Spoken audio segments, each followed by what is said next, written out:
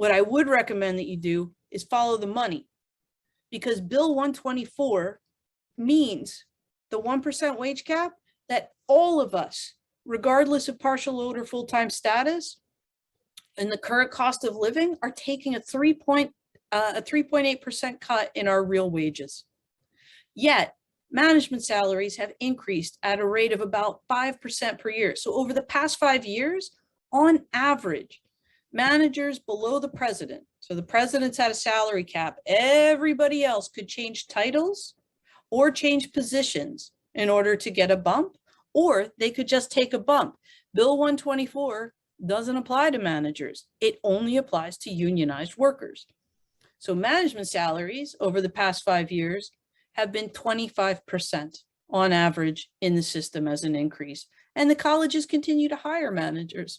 If you look at your hirings or your job postings at each of your colleges, take a look at it over the past couple of years and see how many full-time faculty positions went up. Then take a look and see how many management positions went up. And as I said earlier, the colleges have a $1.6 billion surplus over the last 5 years. The colleges have money in their reserve funds. Those reserve funds are intended for emergencies such as, I don't know, a global pandemic that lasts for 2 years. These are the choices that they are making with how they spend their money. And just as a concrete example, let's take a look at Bill 124 for managers.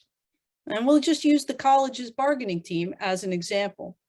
As I said, Bill 124 only applies to collective agreement settlements. In other words, only those unionized workers. It is a direct attack on public services by the government. Managers at the colleges are exempt. That's why they've gotten these 5% year-over-year increases. The other folks who are exempt are the CECs, the College Employer Council CEO, their vice president, their director of labor relations. We don't know how much they make, and that's because they are not subject to disclosure laws. They're not even subject to freedom of information requests.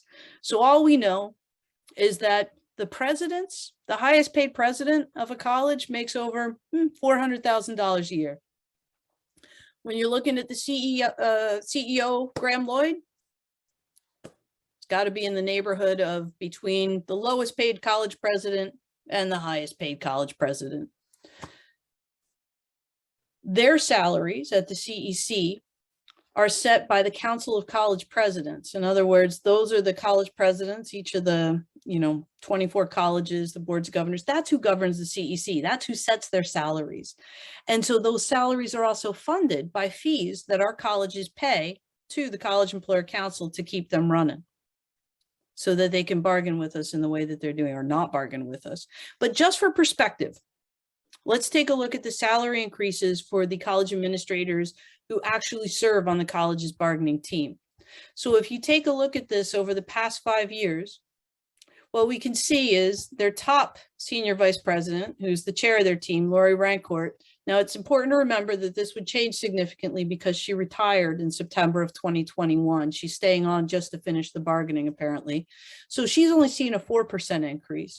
Stephanie Ball, however, 16%. That's the vice chair.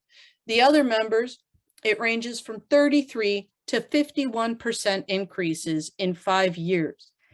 Even when you account for a position change, in Ian's case, it was from a dean to an associate VP, you can still see from 2018 to 2020, he went from $167,000 to $190,000.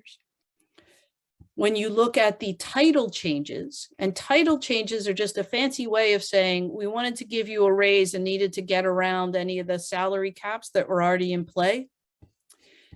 That goes for Janina Gorenka, who received 34 and 36% increases, respectively.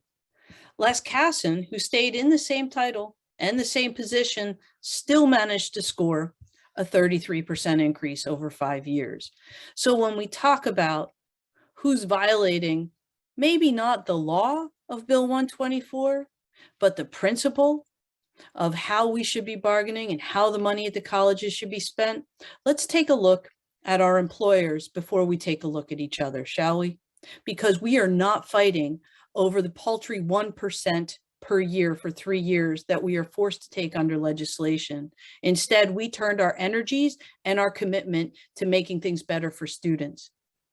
And this group of people has been happily pocketing significant increases while bargaining against making the system stronger and the working conditions better that form the learning conditions for our students. So I gotta say, I'm getting a little bit passionate and frustrated with what's happening at the table these days, or the lack of a table.